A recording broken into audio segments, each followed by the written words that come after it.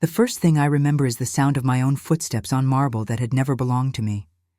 I had on my Sunday apron still stained with last week's beans, my hands smelling faintly of cumin and dish soap, and when I knocked, the maid opened the door and looked at me as if I were someone who had come to claim a debt. "Can I help you?" she asked, all politeness and polished nails.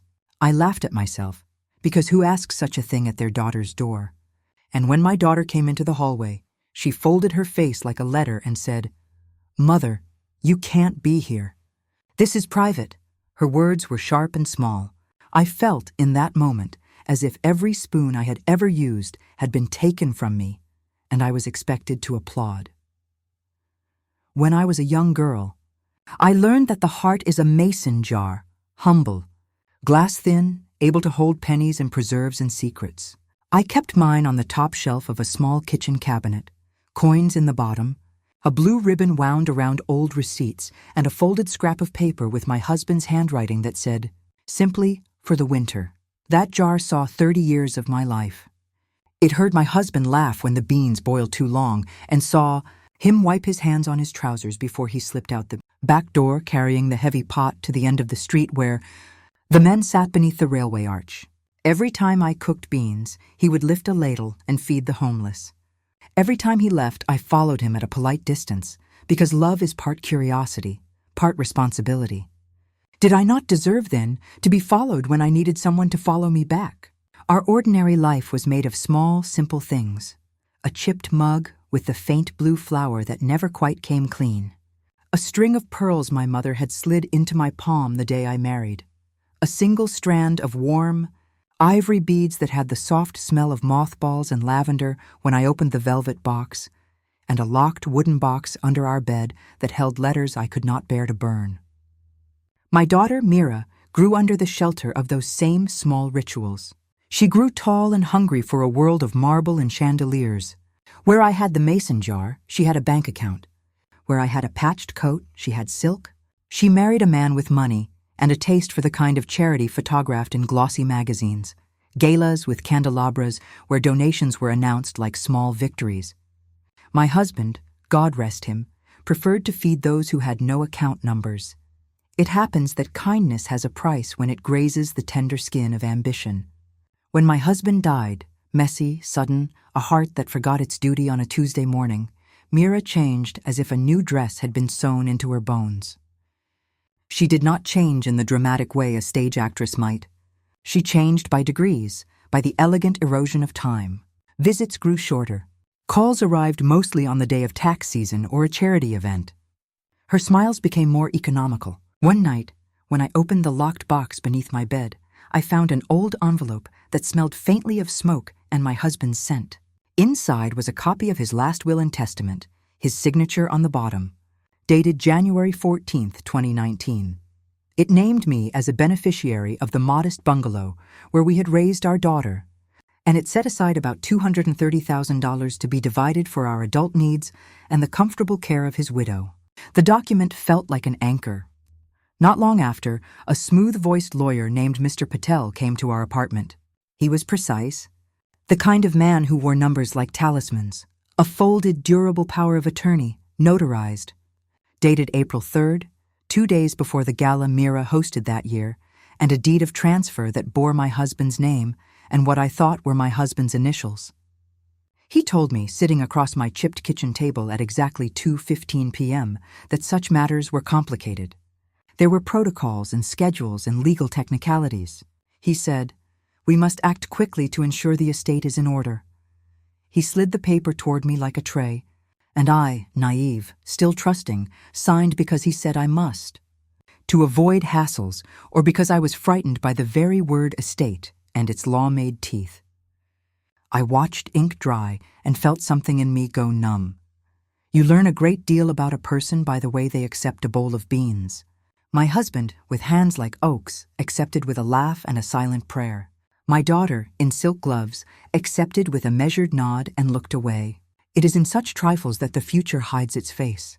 I had given and given, my time, my recipes, my trust, and I had little left but my small rituals and my mason jar. The jar was becoming light, a fact that stayed with me like an itch beneath a sweater. The first exclusion was small and seemingly kind. Mira told me it would be best if I did not attend her husband's foundation dinner. Too much noise. Too many people. Too late for you, Mother. She kissed my forehead in that exact way she had learned from an etiquette book.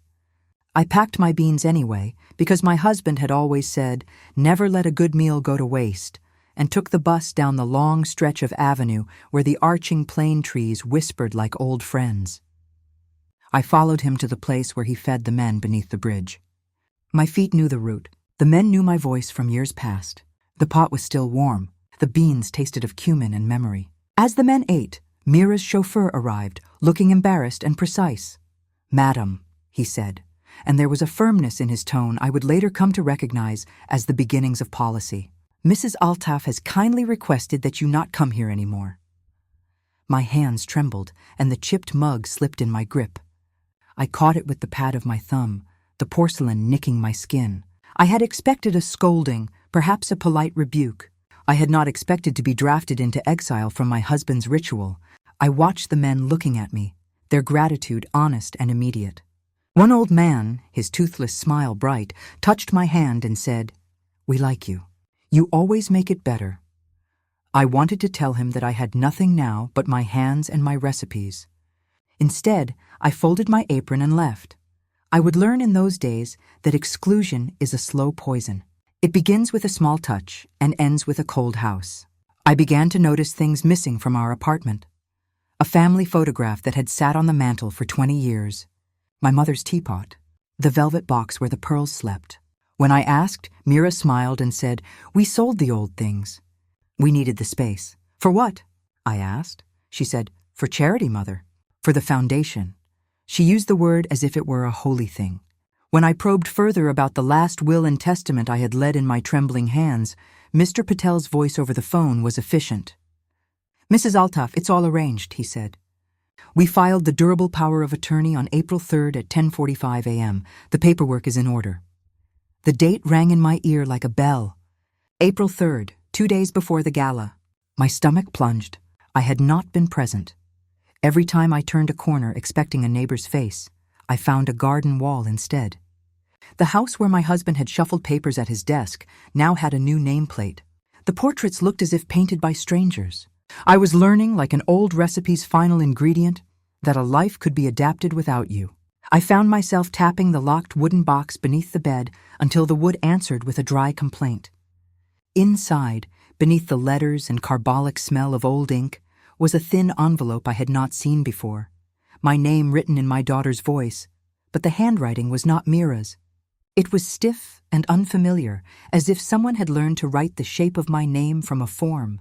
Inside the envelope was a single sheet, a memo from a solicitor confirming that certain assets had been transferred to Mrs. Altaf per the durable power of attorney executed on April 3rd. My breath left me. I did not know, that spring, how to be an adversary. We are taught as women to make tea and patch trousers, not to read the fine print of a deed of transfer. Yet there is a ferocity that comes from the kitchen table that I did not expect. I saved coins in the mason jar and stared at the chipped mug until it seemed to smile with patience. The pearls had vanished. I could not ask directly because each question was an invitation to be treated like a problem. "Mother, you know how complicated these things are," Mira said, the day I asked her point blank where the jewelry had gone. She was preparing financier cupcakes in her marble kitchen, the scent of butter and caramel bright in the air. "We sold them," she said, "to fund the new wing." She did not mention that my name no longer appeared on any deed I owned. I suspect now that the first lie was always the easiest. Lies are like small stones you put in a man's shoe. He walks and draws blood, but cannot be bothered to stop. Mira's lies multiplied. "The will is with the bank. We returned the property to the family. There is paperwork. Just rest." Each phrase was a warm glaze over something rancid, and I ate it because it was offered by the hand of my child. It is strange how filial love can act as both bandage and chains. Do you know that feeling when you overhear two people speaking in a foreign tongue, and your heart guesses the meaning long before your mind does? One evening, passing the open-plan study that smelled faintly of cedar and polished brass, I paused because my name had been mentioned in a hushed, urgent tone. Through the thin sliver of doorway, I could see Mira with her hands on a phone, her face pale as milk. "He signed," she whispered. "He signed it on April 3rd. Another voice, low and patient, said, "The durable power of attorney is clean. The deed of residence transferred on April 5th at 9:00 a.m. I stood there as if rooted to the floor. The old wooden box beneath the bed in our apartment felt suddenly like a heart without a pulse. I began to visit the municipal records office with the nervousness of a thief. The clerk, young, harried, pushed a file across the counter at 11:12 a.m., and I stared at the inked words. Deed of transfer, WO 554, 2023. Transferor, Hassan Altaf. Transferee, Mira Altaf. The signatures were small, the loops precise. My name was not listed. There was also a notarized durable power of attorney, dated April 3rd, 2023, signed by my late husband and witnessed by Mr. Patel. The paper had the official stamp at 10:45 a.m. and a recording number that made it feel like a legal beast, 2023 DPA 0047. I clutched the paper so tightly, the edges bent. A woman behind me at the counter handed me a glass of water as if I were a fainting patient. That night, I sat on the edge of our bed and opened the locked box. Letters cascaded out like somber confetti, my husband's scrawl explaining a secret savings account, a postcard from a summer when we were young and reckless, a receipt for a pot of beans bought in a market where he and I had once haggled for prices. In the very bottom, wrapped in waxed paper and smelling faintly of tobacco, lay my pearl necklace. Someone, who I could not be sure, had returned it. Or had they? The velvet was frayed. The clasp had a hairline scratch as if it had been forced. Was it a gesture of cruelty? A prickle of triumph? I turned the pearls over in my palm, and they felt cold like the first coin in the mason jar after a long winter. I had said little to anyone. Pride, an old garment I was loath to discard, kept me silent. Yet silence itself becomes an accomplice. It holds hands with the thief. I began to overhear more. A conversation about consolidating assets and another about minimizing exposure. Words that sounded like bank jargon became, in my ears, knives. There was talk of an amount, about $230,000, set aside for residuals. I felt each dollar like a stone in my chest. One evening, as rain threaded the window panes like a tapestry of grief, I went to the back door of Mira's house. The staff had not yet locked the service entrance, and the light above the kitchen glowed like a small moon. I stood, apron in hand, the scent of beans and coriander trailing me like a ghost. I rehearsed what I would say. I would demand nothing but the truth. I would ask where my name had gone. I would remind them of the pot of beans, the nights my hands had sewn the hems of their shirts, the winter my husband and I had worked 2 jobs. I knocked. A footman opened. Then a thick voice behind him said, "She is not taking visitors." The door closed. As it clicked, something fell from a side pocket, an envelope, pale and official. I bent to pick it up, and beneath the emblem I saw my name. The envelope was addressed to me, but sealed with the stamp of a notary and the date, April 4th, 2023. Inside, a single line. "We have executed the durable power of attorney. You are hereby relieved of all duties." I never expected what I found in that drawer. The heart is, in truth, a mason jar, beautiful because it endures. But when someone else has the key to the cabinet, even a jar of pennies can feel like a treasure stolen. In the theater of human folly, the greatest villain is often propriety, for it grants permission to cruelty in the name of respect. I stood there in the rain with the paper in my hand, the words burning like stars. My legs trembled. My apron, soaked, hung from my fingers. The door remained shut. The world had, in one neat legal motion, taken the routine of my life and declared it finished. I did not go home that night. The rain had not stopped for 3 days, and, like a stubborn hymn, it washed the city of its pretensions. I spent those days in small, careful movements, walking to the municipal records office at odd hours, returning to the tea stall for a cup that tasted of burnt sugar and courage, and poring over papers until my fingers learned the stiff language of ink and stamp. Mira's name appeared in every ledger like a new coin too bright to be real. The durable legalese, durable power of attorney, DPA, deed of transfer, certificate of registration, looped in my head until I dreamed of folders and seals. I had become by necessity both sleuth and witness. Night after night I sat on the floor with my pearls spread out like a pale constellation, and the mason jar clicking empty beside me. And I told myself that a woman who cooked beans had small, certain tools for justice: memory, patience, and the knowledge of human hands. There is a moment when you decide that silence has become its own crime. Mine came in a courthouse corridor at 9:10 a.m. under the harsh fluorescence that makes everyone look as if they had misplaced their color.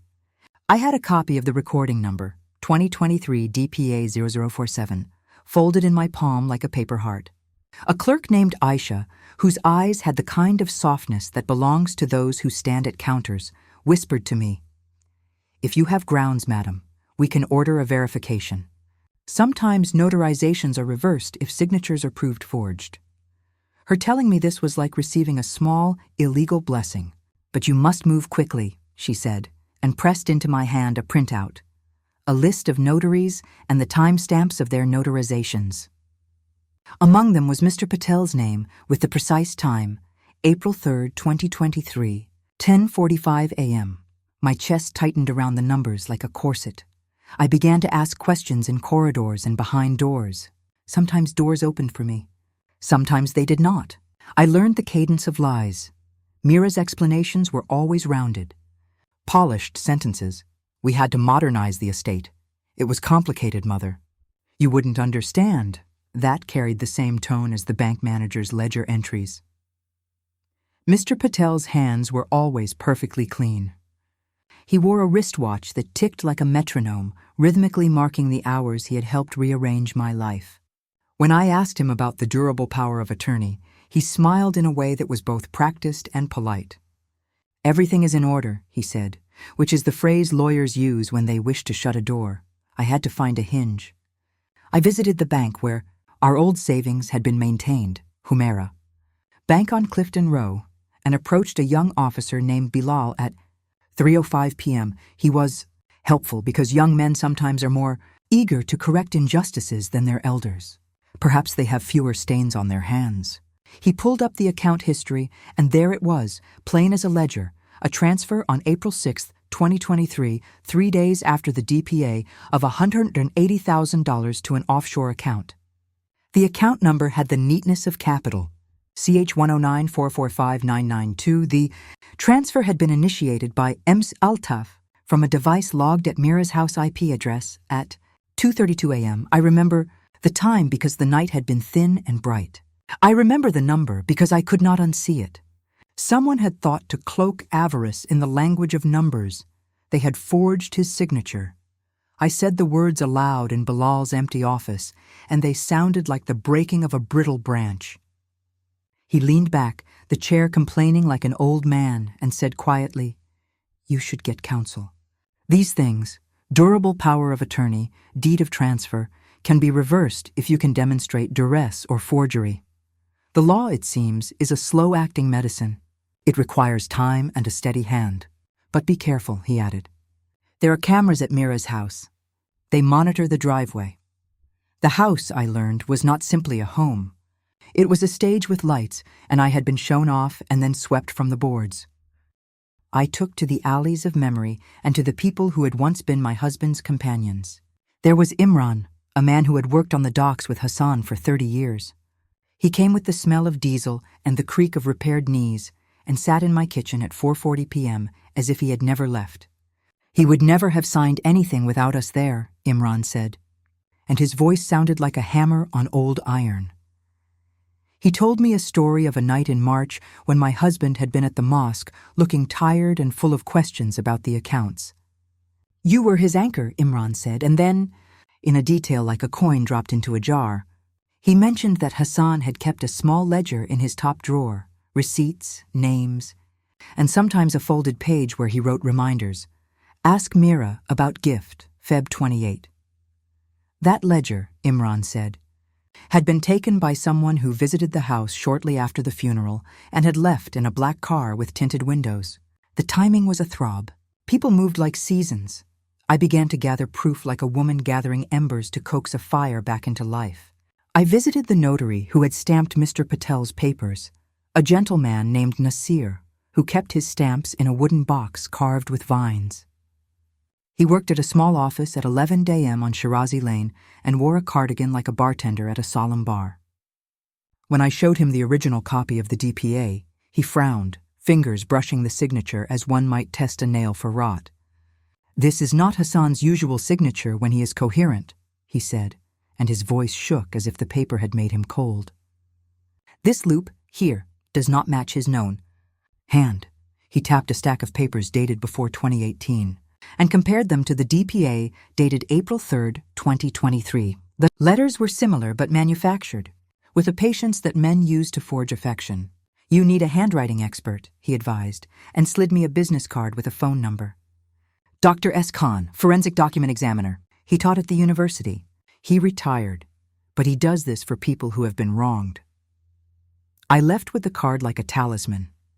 They had prepared everything: the notary, the bank transfer, the tidy deed of transfer filed on April 5th at 9 a.m., and a chain of witnesses who looked like extras in a play. Yet their neat plan had an exposed seam. For every forged signature, there is a human who grows sloppy with the weight of a lie. I found their sloppiness in small human mistakes. A courier who kept receipts at 2:58 p.m., a driver who spoke too freely at a cafe and mentioned a box taken from the house on April 8th, a maid who at 7:30 a.m. thought she was off the record and told me that Mira had been very nervous about an envelope with a blue ribbon. I met Dr. S. Khan on a slow Thursday, his office smelling of old books and lemon oil. He looked like a professor in a novel, spectacles that made his eyes tiny and furious, fingers ink-stained from years of ink and examination. He took the DPA into his hands and, with a steady, practiced patience, did the work of unraveling a lie. "We look for pressure, for the starting stroke, for hesitation," he said around noon.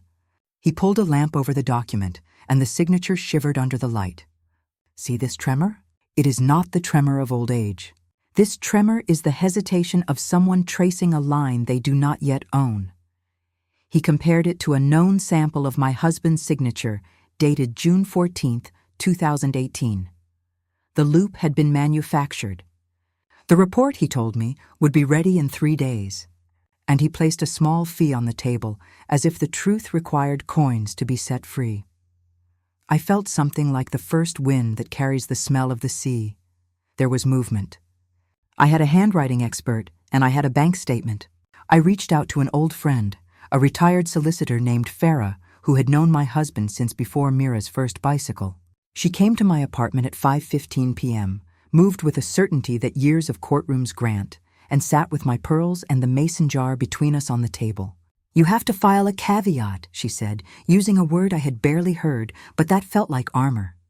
"A caveat prevents any further transfer until this matter is heard. Then we subpoena digital logs, CCTV footage.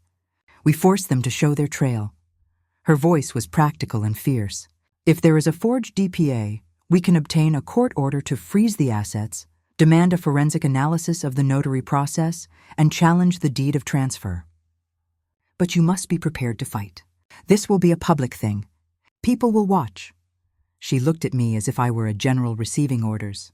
For a moment I was a young woman again, not a grandmother, with a pulse that wanted to rout the world. They had a CCTV camera trained on the driveway. It was at this moment, in the pale confidence of plans made, that the petty human cruelties multiplied. Friends I had trusted became brittle and busy. The neighbor who once brought a tray of mangoes now avoided meeting my eye after noon. Mira called twice that week with a voice as polished as cut glass. Each call began with the same ritual: a soft mother, a pause as if to proofread her inflection, and a string of "we must not create scenes," the bland aphorisms adults deploy when they wish to make the world manageable. She assured me that everything was for the foundation. "We're building something, Mother," she would say. "It's bigger than old grievances." When I asked her point blank to meet, she said, "Another time," and the door closed gently against me. There is a moral in my bones, one that comes from the age when a person's word mattered more than the paper on which it was written. It is this: Those who shape the law to serve themselves mistake the world for a ledger of numbers and lose sight of the human ledger of promises and kindness. Men and women may trade the weight of a signature for comfort, but in the scale of the heart, such comfort is always hollow. In the measuring of souls, money is often the lighter thing. The DPA forensic report arrived on a Tuesday at 10:30 a.m. with a crispness that made the edges of the envelope feel like a blade. Dr. Khan's analysis was technical and devastating. He pointed to the pressure patterns and the direction of strokes. He remarked that certain letters were written as if by a right-handed man using his left, the mark of an imitation. The report concluded in measured and unavoidable language that the signature on the durable power of attorney, dated April 3, 2023, was not consistent with other known exemplars of Mr. Hassan. Altaf and bears features of a traced or mechanically executed counterfeit. The legalese was cold and precise, but when I read it at 11:12 a.m., the words sounded like trumpets in my chest. Armed with the report, I filed a caveat at the registry, and Farah sent a subpoena to Humera Bank and to the notary records. The clerk's face at the registry, stoic, unreadable, changed for a moment when she saw Dr. Khan's stamp. "We'll halt any transfers pending legal review," she said, which felt like the world pressing its palm to a fevered brow. The bank froze the offshore transfer pending a court order. The deed of transfer filed on April 5, 2023, was placed under review. Hope, that cautious animal, lifted its head. They were not idle while I collected my evidence. The house with the marble had shifted from a sunlit gallery into a fortress. Security had been increased. New cameras pointed at the lane where I once walked. A lawyer, one of Mira's own, sent a letter, warning me of harassment if I persisted in unauthorized inquiries. A polite police inspector visited at 4:00 p.m. and asked me to refrain from disturbing family affairs. Suppose some people fear the boldness of an old woman, because it cannot be conveniently negotiated. I felt then, with a clarity like the snap of a good broom, that I was walking a path that would make enemies. I found the ledger. It was not where I expected. Hidden in a drawer of an antique desk sold to a client and then donated to Mira's estate, the small ledger had been repurposed into a paperweight and kept behind a row of law books. I had asked an appraiser friend to view the donation on some pretext, and she, whose hands work with the honesty of those who handle furniture for a living, found the ledger tucked beneath the false bottom. When she unwrapped it for me that night at 9:40 p.m., I could hear the rain clap like applause. The ledger was Hassan's, with his neat, slightly slanted script. On March 29, 2023, there was an entry, "Hold DPA, finalize next visit." Beneath that, in a different hand, a note in pencil. DPA executed. Move funds April 6th. The pencil mark smudged a little as if made in haste. I had the ledger, the bank printout, Dr. Khan's report, and a string of casual confessions from an anxious courier and a maid who had not meant to be heard. It felt like enough. I sent the papers to Farah at 10:05 p.m. with a note that said simply, "It's time." She replied at 10:41 p.m., "Prepare yourself. We go to court on Monday. We will need a public revelation."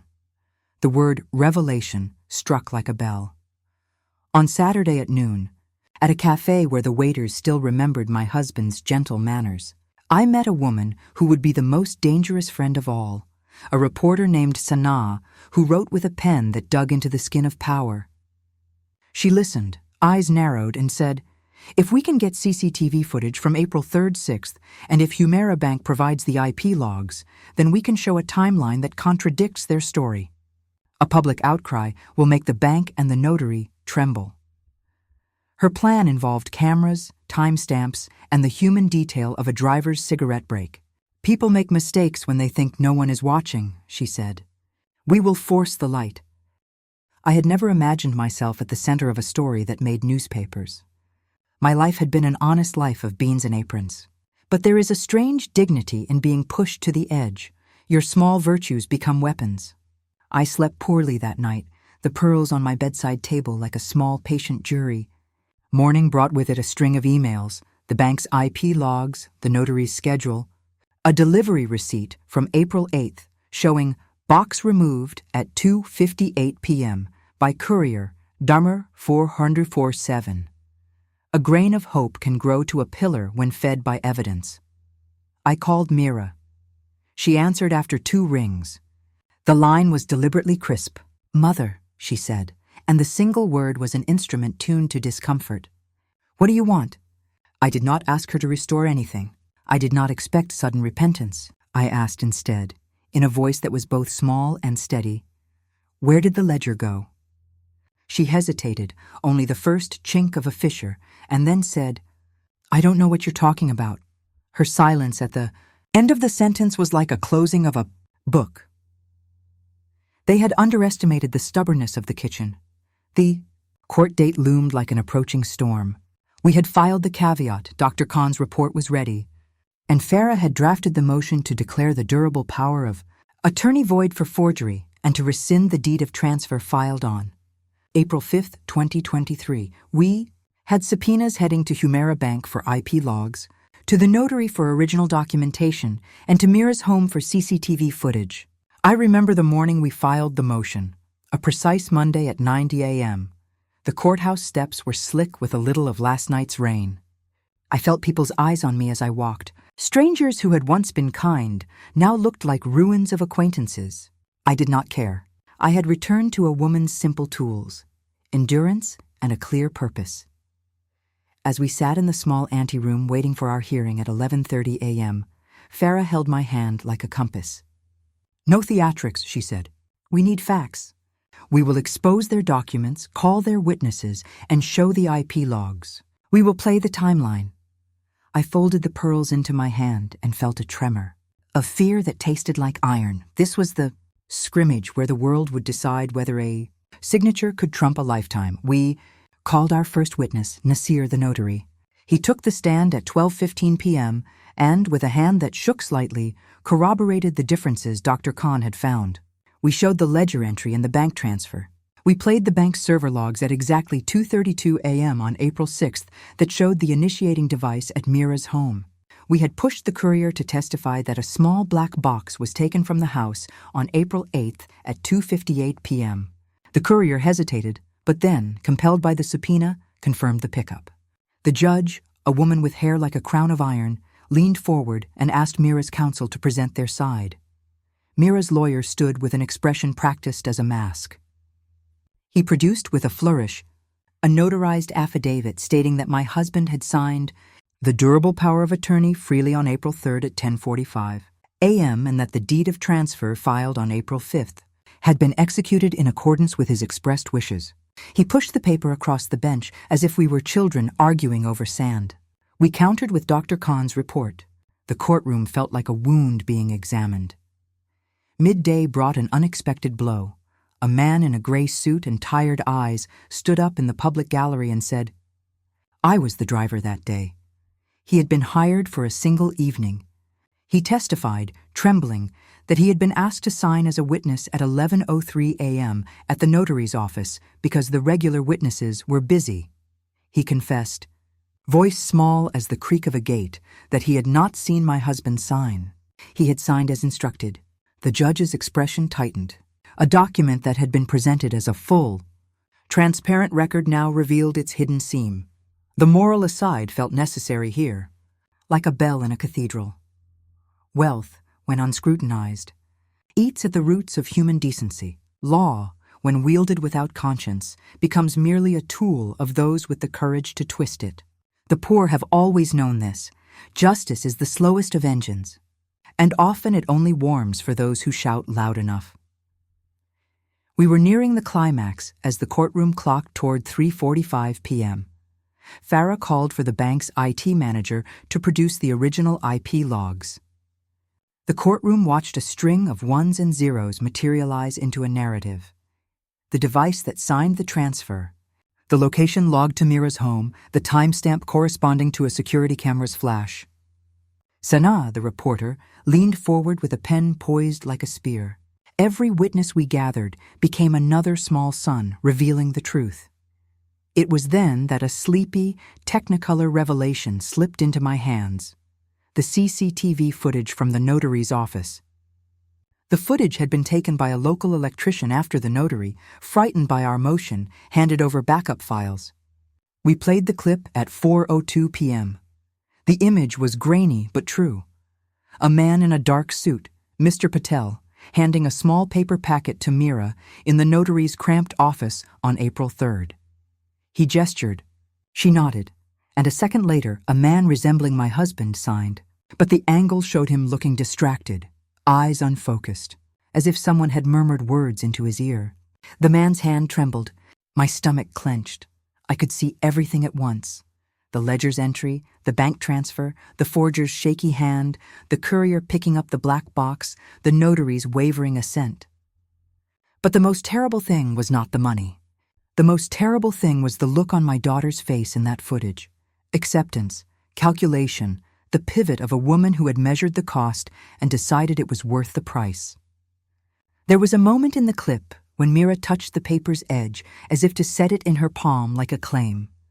My fingers closed around my pearls until the clasp bit my skin. I felt the pivot in me too. There was no going back to the way things had been. No return to quiet, no return to the chest filled with small domestic certainties.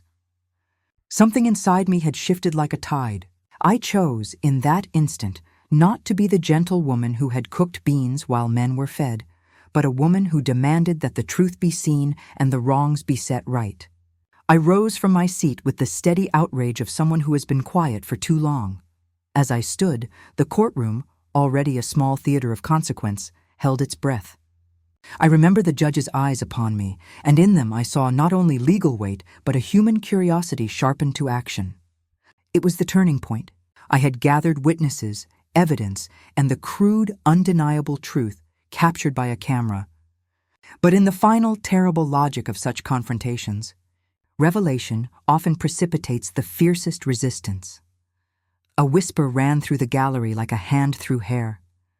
Just after 4:15 p.m., as Farah rose to move that we admit the footage and call for an immediate injunction, a man in a dark suit approached the clerk's bench with a paper stamped in blue and black. He handed the clerk the sheet with an air of quiet ceremony. The clerk read it and blinked.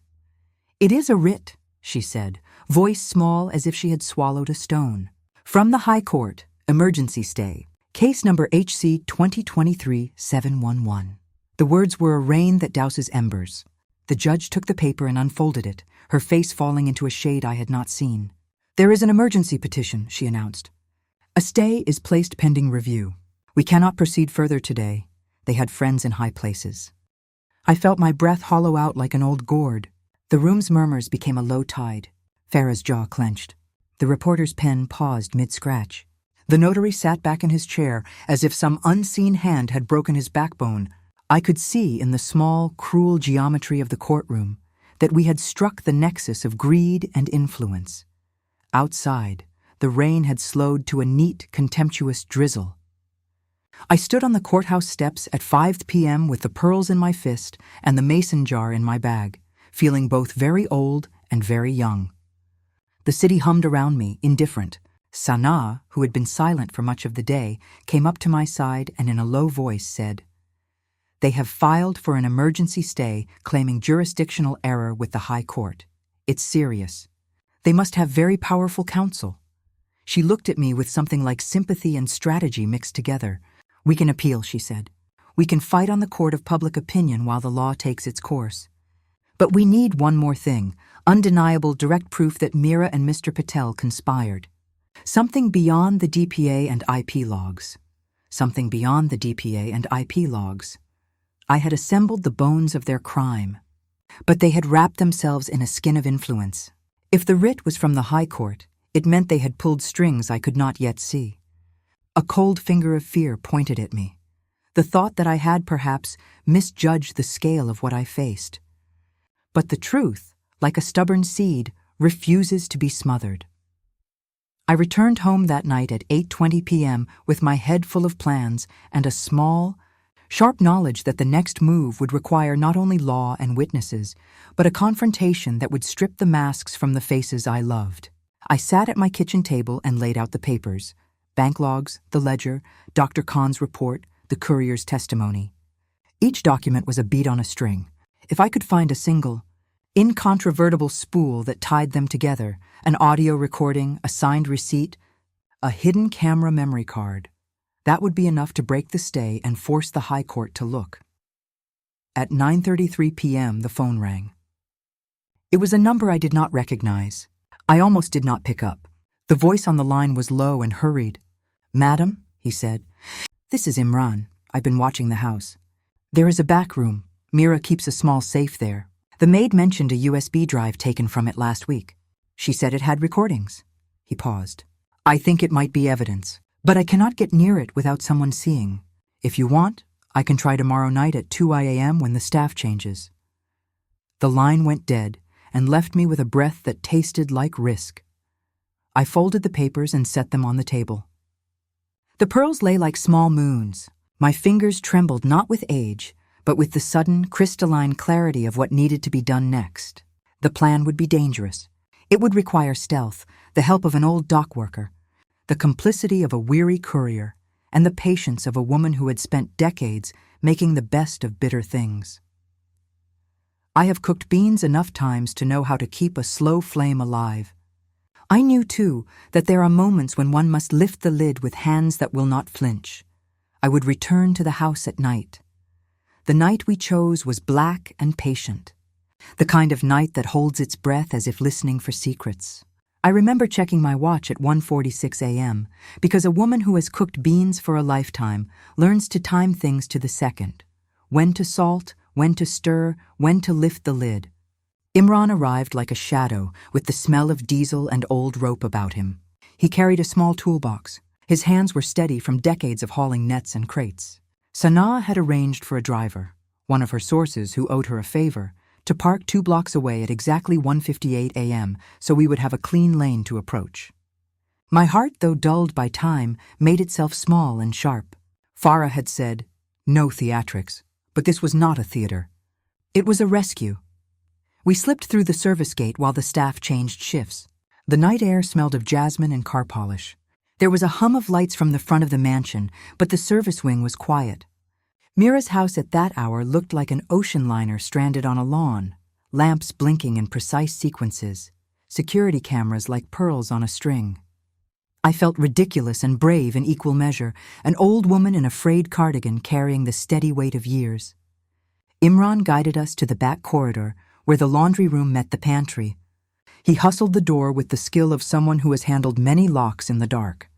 We were inside at 2:03 a.m., They had made the safe a fetishal thing, bolted into an oak cabinet with a keypad that blinked in the dark.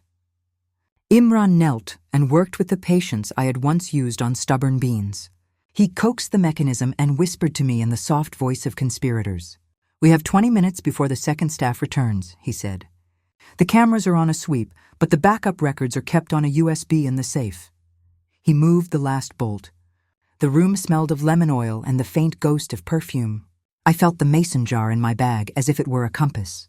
My pearls lay against my chest. There was a small blue drive inside, plain, anonymous, without glamour. I slid it into my pocket, and my fingers closed on it like a shutter. I had rehearsed for this with Sana and Farah at noon, but rehearsal is a poor substitute for the thunder of the real thing. Before we left, Imran tucked a small note into the safe drawer, a scrap with the words, "For truth," in my handwriting. It felt like asking a child to leave a breadcrumb. We left the house at 2:18 a.m., slipping away into the night like thieves who had been pardoned by time. I never expected how loudly silence could roar. When Sana's laptop greeted us at 3:10 a.m. in the cafe near the harbor, the city still slept. She worked with a quiet speed that made my old fingers ache with admiration.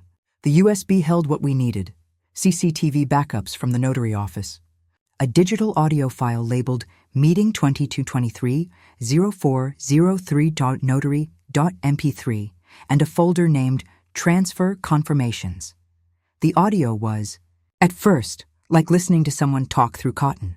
Then the voice broke through, a voice like Mr. Patel's, smooth and practiced, saying, "He will sign when we speak to him softly. The durable power of attorney must be clear." Another voice, lighter. Mira's, replied, "We need the transfer done by April 6th. move $180,000 to CH109445-992 tonight. My teeth ached with the sharpness of it. The money sounded like a knife. I listened to it twice to be sure. The recording contained not only their plan, but the cadence of complicity. The notary's assent, Mira's calm, the phrase "he looked displaced," which was a polite way to say they'd bullied a man into signing, had a treasure that could undo the writ. Sana called the editor immediately at 3:28 a.m. by 9:00 a.m. The next morning an article, careful, surgical, and merciless, ran online with the headline that made the city stir. Alleged forgery and offshore transfer at Elite Foundation. Audio and CCTV suggest conspiracy. The piece published the audio excerpts and still frames from the notary's CCTV footage. Sana's writing was precise, not vengeful. She let the facts be the hammer.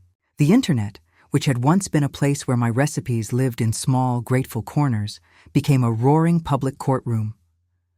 People shared the article with a speed that felt like a physical thing. Social feeds filled with outraged comments. Donors froze pledges. The foundation's gala, scheduled for that evening, began to hemorrhage guests. I had expected scandal to make victims of the guilty, but I had not expected how quickly the guilty scramble. At 10 a.m., Farah filed an urgent motion to lift the emergency stay imposed under Case HC 2023-711, attaching the new audio, CCTV stills, and the bank's IP logs.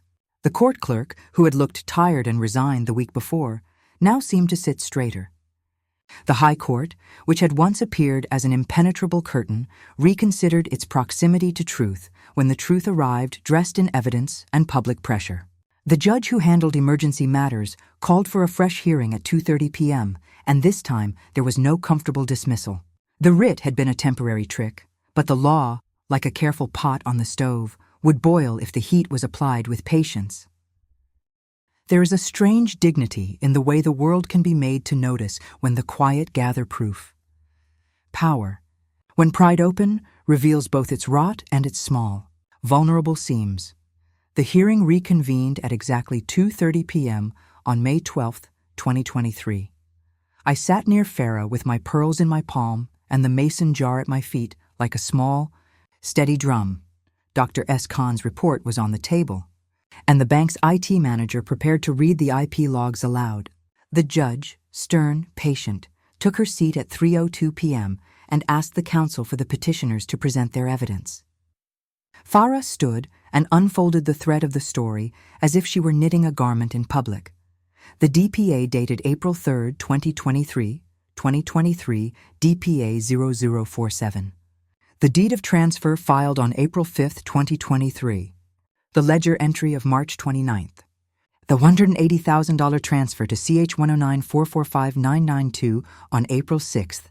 Dr. Khan's finding a forgery. And most damningly, the audio file and the CCTV frames from the notary's office showing Mr. Patel and Mira in conversation with my husband in a state that suggested vulnerability and coercion. She placed Mira's courier receipt for April 8th on the bench as if to complete the necklace of evidence. The room was a theater of consequence. Mira's lawyer looked as if he were unspooling a prepared mask. He rose to argue that the audio and the footage were illegally obtained and therefore inadmissible. He called into question chain of custody and privacy, but the weight of public scrutiny worked like a lantern. Witnesses were no longer willing to keep their mouths closed.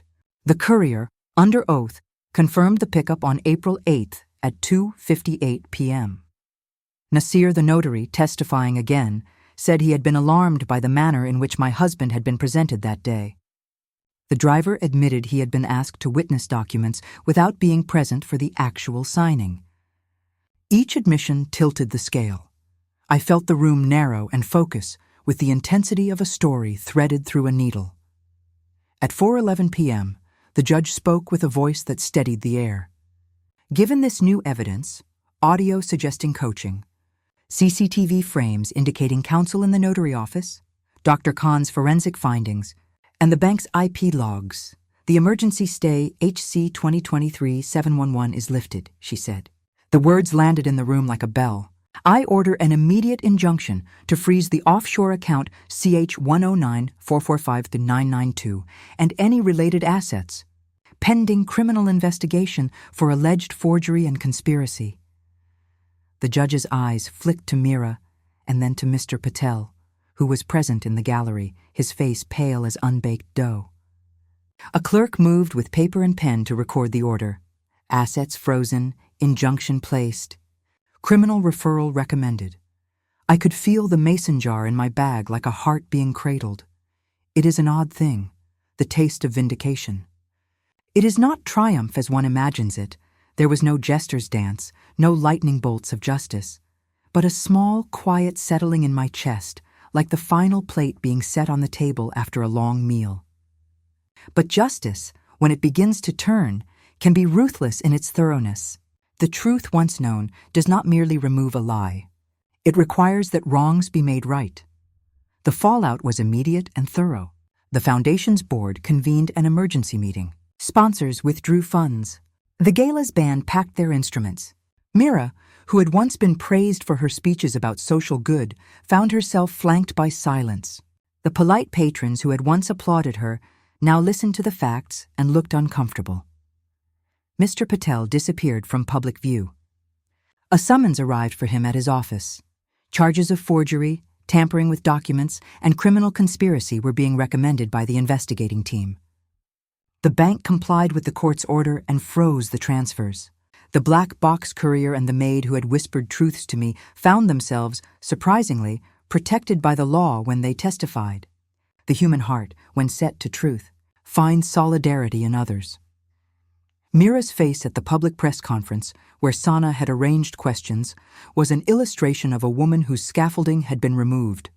She tried to speak of misunderstandings and administrative errors, but public memory is a long ledger. The pearls lay in my palm, as if they were small white witnesses. People called for resignations. Hashtags trended. There was a small, delicious cruelty in watching a woman who had admonished me for my apron learn the vocabulary of dismissal. And yet courts demand more than public shame. They require formal remedies. On June 20th, 2023, after weeks of hearings where counsel clashed like wind and rope, the court delivered a ruling that felt, to me, like a settling of an old debt. The durable power of attorney, 2023 DPA 0047, was declared void due to demonstrated forgery and coercion. The deed of transfer filed on April 5, 2023 was rescinded, and the transfer of residence was ordered reversed. The offshore transfer to CH109445992 was to be repatriated and held for restitution, with an order that the sum of $180,000 be returned, and an additional restitutive award of approximately $50,000 be allocated to cover legal costs and damages, summing to about $230,000. A number that had haunted me like a shadow. Mr. Patel was remanded for trial on charges of forgery and criminal conspiracy. The judge admonished those who would twist legal instruments to private gain, and her words were concise and merciless. There is a moral weight that follows such judgments. When the law does its slow, grinding work, justice is not a lightning strike, but a careful, patient unweaving of a complex knot. Those who shorten a lifetime with a forged line find, in the end, that ink can be measured, and truth is a needle that unthreads falsehood. When the order was pronounced, I felt something inside me uncoil. People came to my apartment with flowers and sympathy, but what I wanted was not pity. I wanted the practical dignity of a home that was truly mine. The house returned to my name. The deed was reissued. The pearls, astonishingly, were recovered from a pawnbroker who had bought them in a quiet shop in the old bazaar. The clasp was slightly damaged, but when I placed them at my throat in the quiet of my bedroom at 9:08 p.m. that evening, their weight felt like a benediction.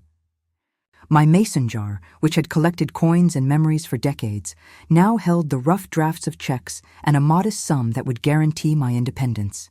I filled it with some of the returned funds, because habits are stubborn and symbolic acts are the small scaffolding of a healed heart. Mira, the daughter I had raised, who had once learned to tie shoelaces under my watchful eye, was stripped of more than money. Her reputation withered as creditors and social acquaintances turned away. The foundation's trustees resigned, citing a breach of trust, and Mira found herself removed from the board.